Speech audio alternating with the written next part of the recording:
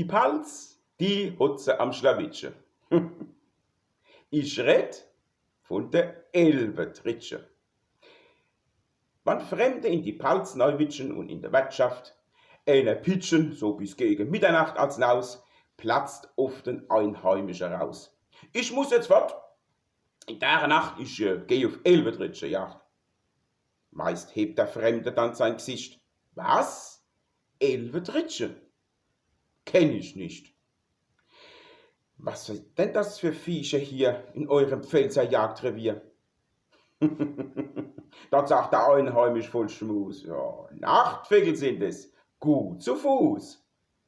Nur Mitternacht fangt man sie gern mit großem Sack und einer Laterne. Ich sprech jetzt auf nach dem Glas Wein.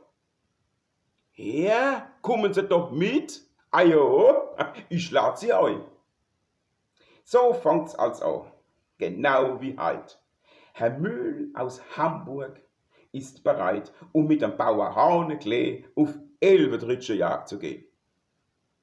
Sie nehmen erst mal noch einen großen Schluck, dann geben sie sich auch gleich einen Ruck. Der Bauer leiht voll Schabernack sich noch Laterne vom Watt und einen Sack.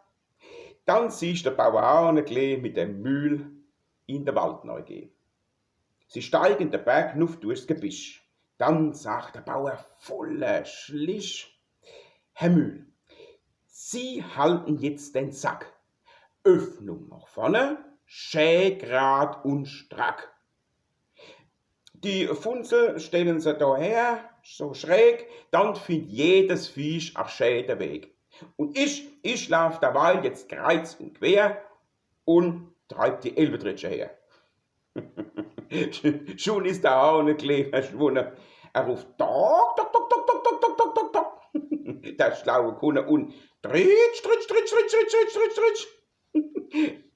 Klingt's gleich dahin. Auf einmal hört man gar nicht mehr.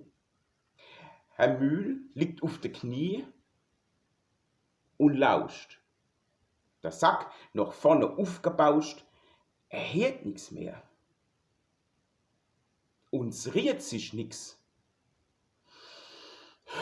Fast kriegt er Angst, macht fast einen Knicks. Der Wind rauscht durch den Wald unheimlich. Es knackt. Der Müller, er häschelt grämlich. Jetzt ruft er leis, dann laut am Ende: Herr Haneklee, Herr Haneklee, wo sind Sie denn? Doch aus dem Echo merkt er fix, nee, aus dem Echo hört er nix. Der Wind bloßt unheimlich draus. Baff, da geht die Funzel aus. So hockt er in der Finsternis, alle verschüchtert und voll Schiss. Kein Licht, kein Elbetritsch im Sack, er ein armes, gequältes Wrack. Da steht er auf voll Müdigkeit und quält sich durch die Dunkelheit. Berg nunne in der Ort erwischt. Gottlob, die Wirtschaft, die hat noch Licht. Und wie er neu kommt, voller Weh, hockt dort der Bauer Haneklee am Stammtisch. Ha, die sind schwer in Fahrt. Ha, längst händ die schon auf den gewahrt. Der Mühl war bes und arg verdrossen. Trau bringe, hat er sich heut Abend lassen.